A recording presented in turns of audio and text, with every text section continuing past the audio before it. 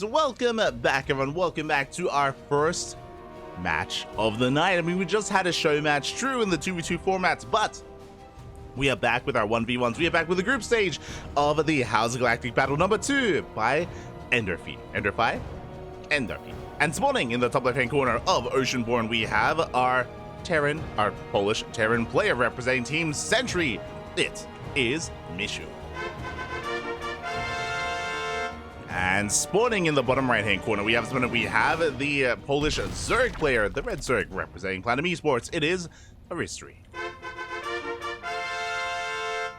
Aristori opening up with a very safe 15-15 opener. Meanwhile, Miszu spicing things up already with a proxy 3 racks. I don't see 1, I don't see 2, I see 3 SCVs being sent across the map to proxy. We do have our racks in production. A very committed, very cheesy build. It's been a while. It's been a while since I've seen proxy 3 racks here in this matchup. It's been a very long time, so I'm ready. I'm excited to embrace this, as thankfully for Aristori, with a 15-15, what does this mean? This means faster lings and faster queens, as we have delayed our gases, and gas does not matter in the initial defense against 3 racks. Again, we don't need ling speed to defend, or need roaches to defend, or anything like that. And then I say 3 racks, oh my god, we're doubling down, we're getting into 4 racks. We might pull the boys. We might end up pulling the boys with our eventual timing here. I mean, this is going to be a very committed all-in. There is very little kind of room here to transition out of this if this does not work. The goal here is not to kill the natural, it's to kill Aristori. It's to maybe even ignore the natural, go straight into the main base and try to get as much damage done as possible. This is as all-in as you can get as a Terran player this early on, and oh boy, Marines are amassing. Meanwhile, Aristori, he is now scouting with his Overlord, will confirm that, or should confirm that there is nothing on the low ground, that there is no racks in the main. And here we go, we're now aware of what's going on. Marines have been revealed. Oh, the Overlord under fire! Uh-oh. And the Overlord looks like it's going to be shut down, and we don't supply block yet, but we're soon about to be spine crawlers on the low ground. Oh, this is not the place to be. Again, we don't need to hold on to the natural, we need to hold on to the main. And the first queen is going to get surrounded. Oh no! The queen survives! We pull back, a bit of a misclick there by Miszu. He does not focus it down. Somehow, someway, the queen does live the spine crawlers. They're finishing. Very impressive stuff here. I mean, again, my apologies. I assumed that we would have to give up on the natural, but because it was a 15-15 opener, we have the queens that much faster. We have the lings that much faster. Spine crawlers are getting in position, and we are looking to shut this down. Just gathering energy for a transfuse. This first spine crawler does barely survive. And there's that transfuse, keeping that spine crawler up and running. Third spine crawler on the way. Aristori completely shutting this down. I mean, there's still a lot of Marines, and then we go, the boys that have arrived. We've mentioned it before, the boys have been pulled, and we don't have many drones to pull here as well to defend. We need to. Do we have another transfuse? We need a couple of seconds. Yeah, 1 spine crawler is going to be targeted. We need a couple more seconds here as the second spine crawler goes down. So we're getting us up the queens. It looks like Miszu has done it. For a moment there, I was like, maybe we can defend the natural, but the answer is no. The natural cannot be defended. The main base now compromised. No queens, barely any lanes, no spine crawlers left. Miszu has done it. Miszu, he has done it. So he busts on in, boys being pulled, so many drones going down. And the first upset of the day, GG gets called. Miszu takes game number 1. Whew. GG. Very solid cheese there out of Miszu, and some overconfidence out of Aristori. So the way this usually works, when you're up against a 4-axe, once you identify what it is, usually you give up on the natural, because again, losing the natural base doesn't mean anything. You know, you're not behind if you lose that hatchery. You're still ahead, you still have a better economy, and we saw Aristori trying to hold on to that low ground.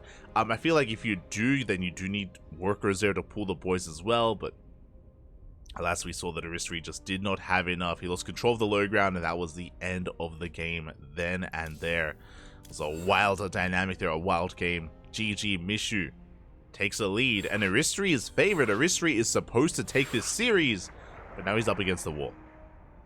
He's up against the wall, and can we bring it back?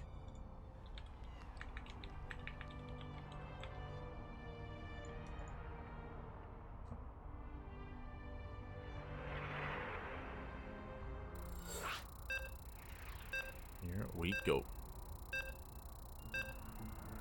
As we are loading it.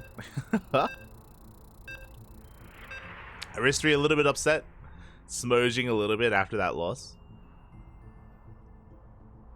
But here we go. We do have game number 2. Going to be loading into Crimson Court. And the question becomes, alright, Miszu, what do you have in store for us for game number 2? How do we close out this series, or do we force an ace match? As spawning in the bottom left-hand corner of Crimson Court, we have our Polish Zerg player. Polish Zerg, the blue Zerg player representing Platinum Esports. It is Aristori down in this series.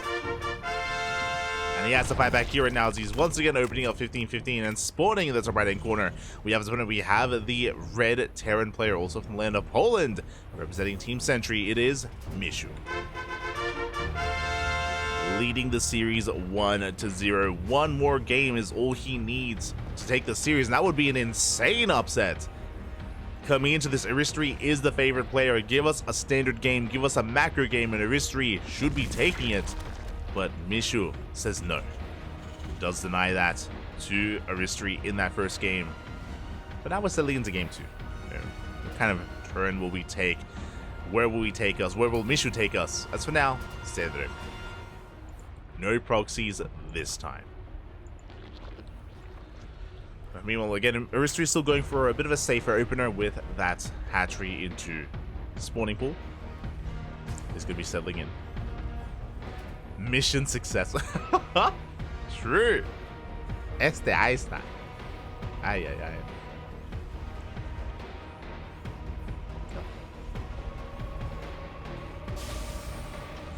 We are going to be settling in. And it is just going to be a rack expand out of Miszu, so a standard opener from our Terran player. Likewise, Aristori mining through these gold minerals, looking to gain access to the linear third base to take a bit of a safer expansion here towards the left-hand side. Again, I say safer because to gain access to this location, you have to knock down these rocks, you have to mine through these minerals. It takes quite a bit of effort to actually gain access to this side of the map, so it is going to be relatively safe, at least until Miszu does invest in that. Again, drop play can bypass all these walls, definitely, but it does take a little bit longer to get into that. So Aristori just trying to fortify himself and settle in towards the mid game.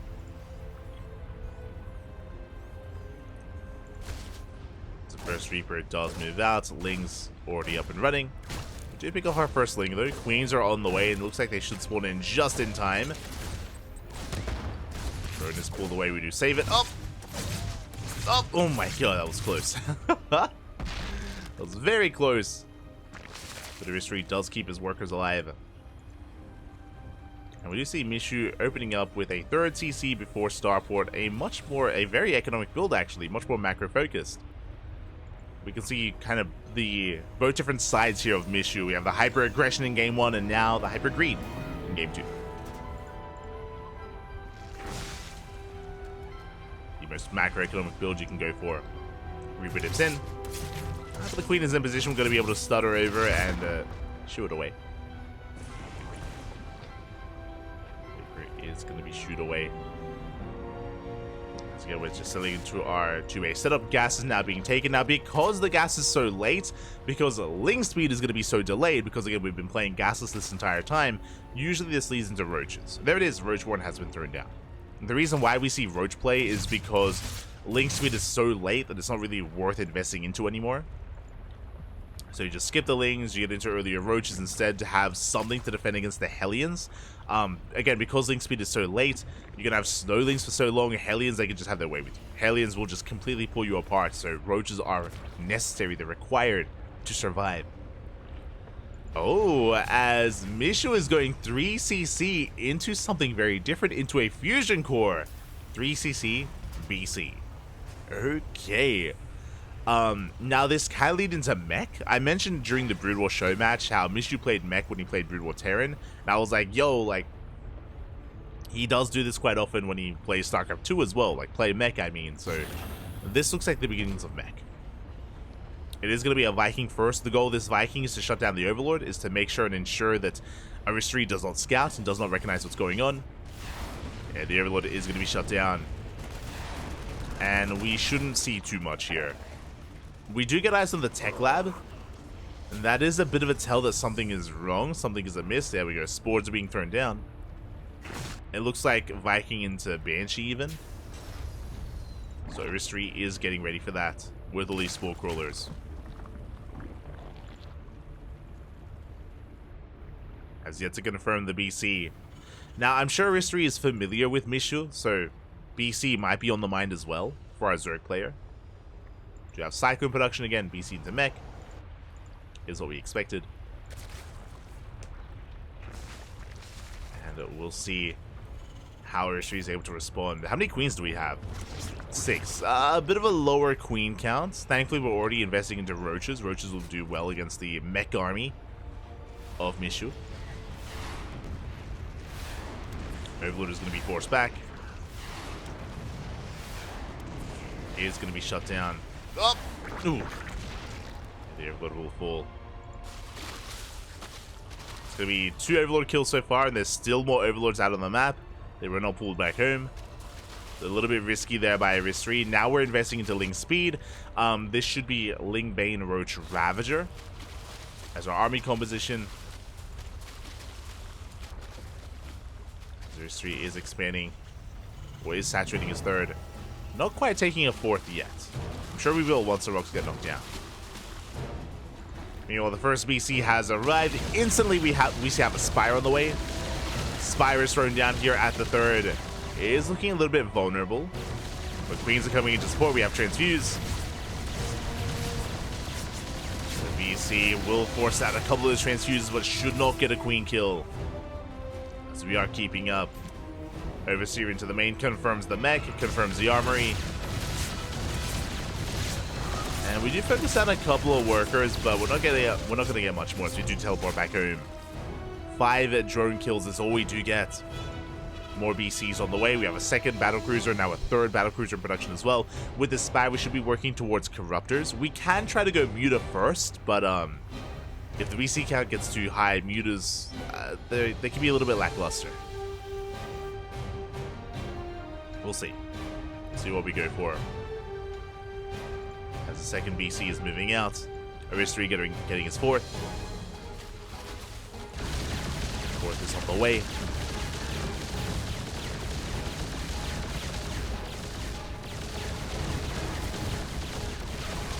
We pick up a couple of workers. 2 drones go down.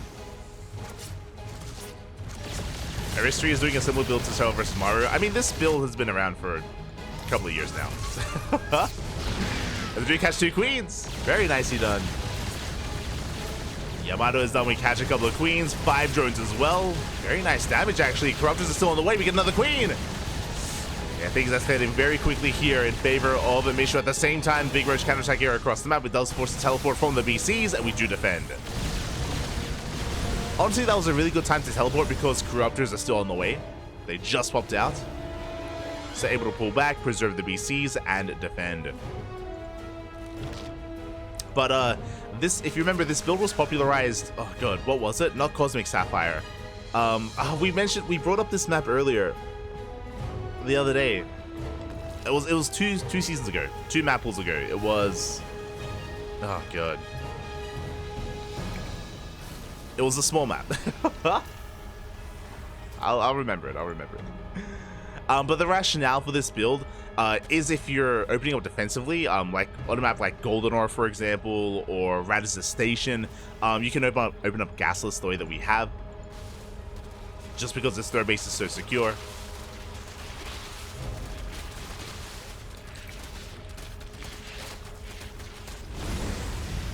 We have our Hellions harassing across the map, hidden that 5th.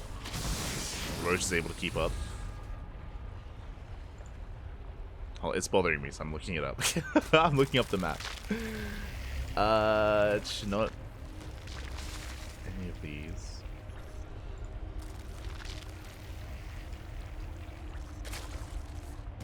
Again, just trying to get eyes on saturation. We're going to be doubling down here, getting into Thor production to help support the air army. And here we go. Miszu is pushing right through the center. Has maxed out. Files up. Ooh. Going to be taking down at least a couple of these initial tanks. Roach Ravager pushing forward. Yamato's going to be going up. 1 BC goes down. Looks like the Roach Ravager cannot quite break through this. Yeah, the tanks on the ground, they do hold the line. Likewise, we're going to be able to focus on another BC. No, the repairs are too good. The BCs hold on. And Miszu, okay, doesn't have enough to keep pushing, but he does hold on. Did take a much more efficient fight. And is now getting his own fifth. Ay, ay, ay. Near Humanity, that's it. Near Humanity is the map that I was referring to. If you remember that map, Near Humanity was a map that this was very popular on, just because the natural was so narrow, the entry point to the natural, likewise leading into the third, so you can afford to open up castles. Similar concept to the third base here.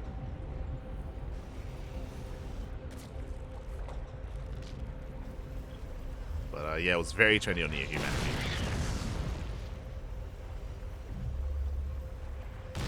Well, there's another map in that map pool. It's Near Humanity and there's another tank gonna be, 2 tanks go down the low ground. Is it Babylon? No, not quite Babylon. But there was a second map there was a second map in that map pool as well. Regardless, Aristori force back is settling in. Now the scary thing about this kind of dynamic that's occurring right now is the fact that Miszu has a booming economy. Like, we're on 5 bases, soon to be 6 as we're taking the base here on the right hand side. And Aristori just hasn't been able to contest against this. Again, this map can be a little bit awkward. You have to knock down these rocks to gain access to this base here on the left hand side or rotate around. Likewise here, the base on the right is also very secure. Laying around by gets a couple of workers. But because these fringe bases have been left alone, like Miszu's economy is insane, it's booming. And yeah, we're kind of getting out of control here. Aristori is working towards Broodlords, but it's going to take a while to really get into that. The other downside here for Aristori with Broodlords is there's 0-0. No upgrades. There's no +1 range, there's no +1 range, oh sorry, air attack or air carapace. There's no upgrades for those Broodlords. The tanks are caught on siege. Yeah, Ling Bane diving in, and this is a good opportunity here for Aristori. Getting on top of the tanks. Yeah, massive catch. Yeah, the tank line goes down, another tank as well. The best fight that Aristori could hope for. Does sort of step forward, and gets another Thor. Now we can rotate around. There's a planetary in position, so not going to be a free trade here, but we're going to attempt to focus it down. While taking down SCVs. And can we get the planetary? Oh, it's getting low. Up. It's getting low, but not quite. The planetary will survive. Aristori has to back off. He only got 2 SCVs, but he reset the tank count. Looking at the army sizes here, we still have a decent tank count with 8. But Miszu is going to be slowed down. Meanwhile, Aristori now working towards his Ultra Cavern. We do have the Greater Spire, but no air upgrades yet. We are rolling in. Again, looking to punish this planetary. And the Baneling should bring it down. There we go. That's going to be a kill on the planetary. Corruptors coming in. There's only 1 Thor on the low ground, or 1 Thor on the ground. Only 1 Thor to support. Yeah, and it looks like we're going to be cleaning up almost every single BC. We get 14 SCVs as well. Finally, Aristori is doing some kind of damage here to the economy of Miszu. Damage is being done. Miszu, meanwhile, expanding on the right-hand side.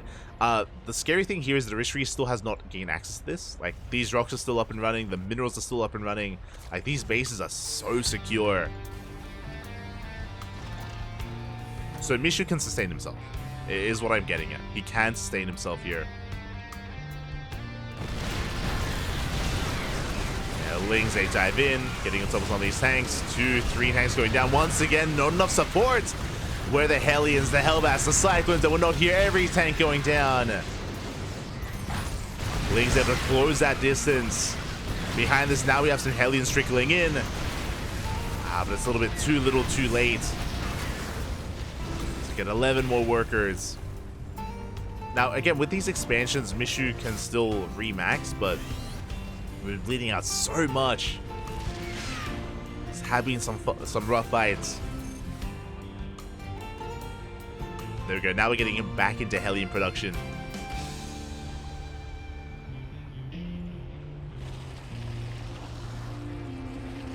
Aristori able to get a little more breathing room here.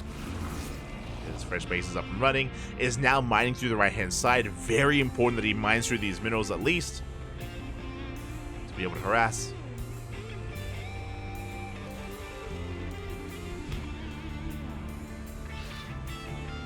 As we do see Miszu still trying to fight for control of this area, of this base, but he just cannot. Yeah, Vipers have arrived, tanks sieging up in the back line. But barely out of range of the mineral line. SCV's going to be going down. We're diving in. And massive blinding clouds on so many tanks, but the ghosts, they don't care. They don't care about your blinding clouds. They're able to snipe, able to force us back. Miszu not taking a bad fight. He bleeds out 4 workers, but he retains his tanks. He retains his ghosts. That's the best fight that Miszu has had in a while. Does hold on. Also, I love that we have actually intentionally left some mineral patches here. This does create a more narrow choke point that you can use to your advantage against a ground-based Zerg army. So I do like this.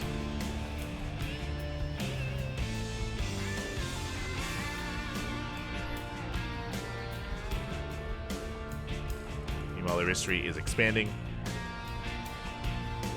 Ultra's on the way. I'm still really not liking the fact that Aristori has a lot of gas to work with, but has yet to invest into these upgrades to be ready for a Broodlord switch. Not saying that we have to, but it would be ideal if it was set up, if it was already set up as well. Hello, Planetary. You're going to be thrown down towards the south. Oh, we do have detection. Oh, no! Yeah, we catch the Ghost. Ghost goes down, and now we see Aristori rotating towards the right-hand side, and we're going to be trading a base for a base. Now, what's important is that this base here on the bottom right is more important to Miszu, as it is a fresher mining base. Top left has been mining for a lot longer. Pull away the workers, the Planetary goes down, and Aristori is expanding on the right-hand side.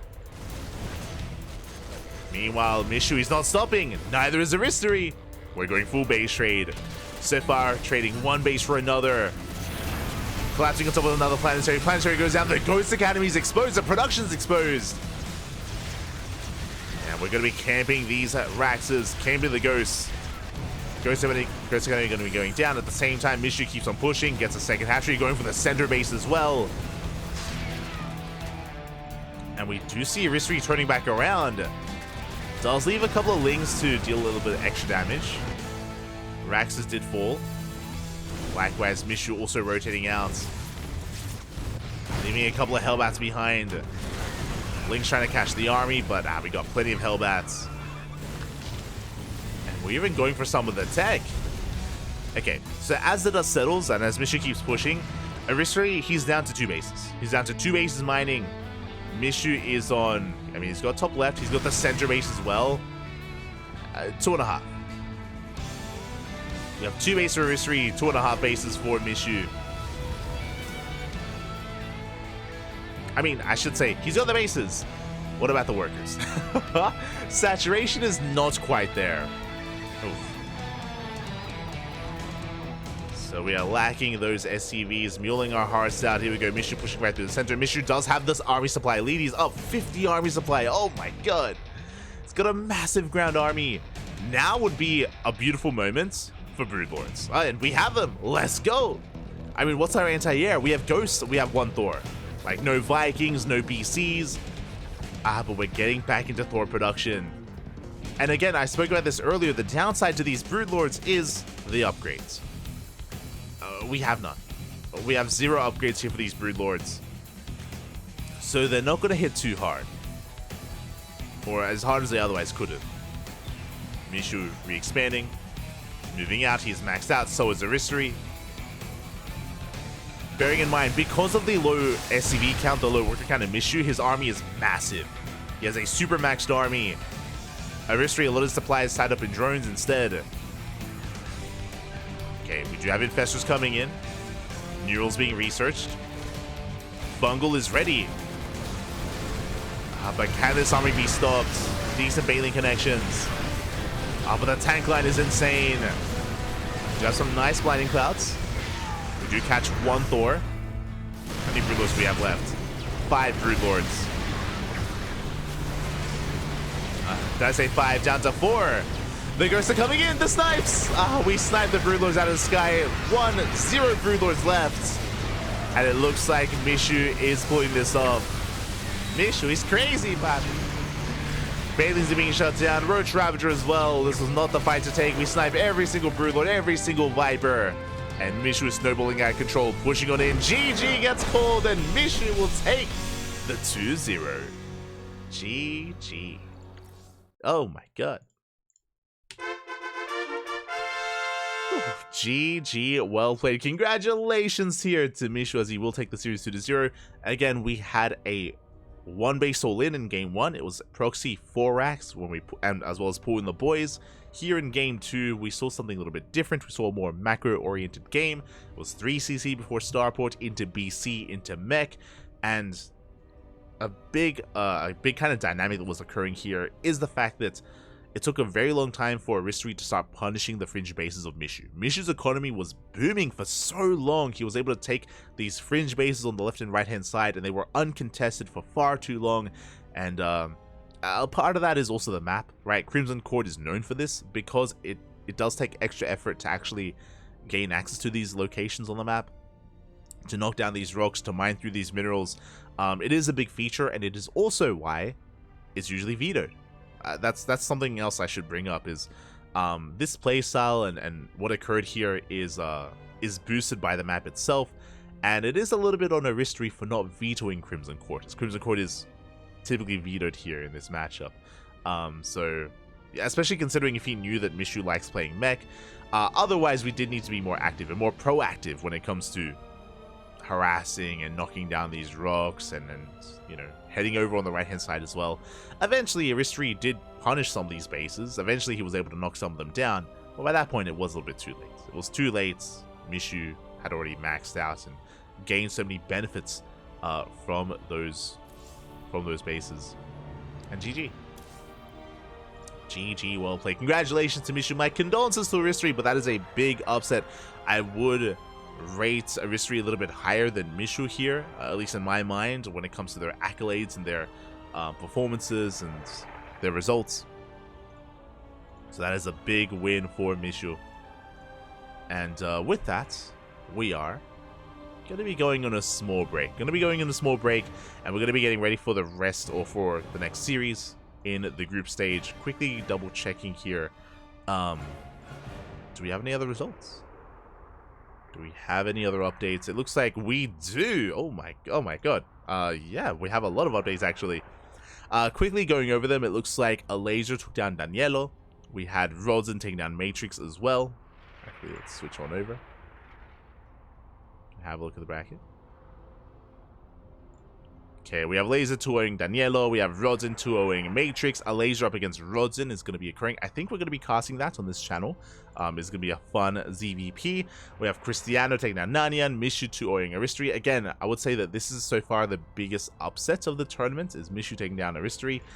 Checking over on the other side, we have Trifax taking this series 2-0. And no updates from Group D. So, yeah, just results are trickling on in, and I believe our next series should be a lasers match, but we'll double check. I mean, we could just follow Cristiano.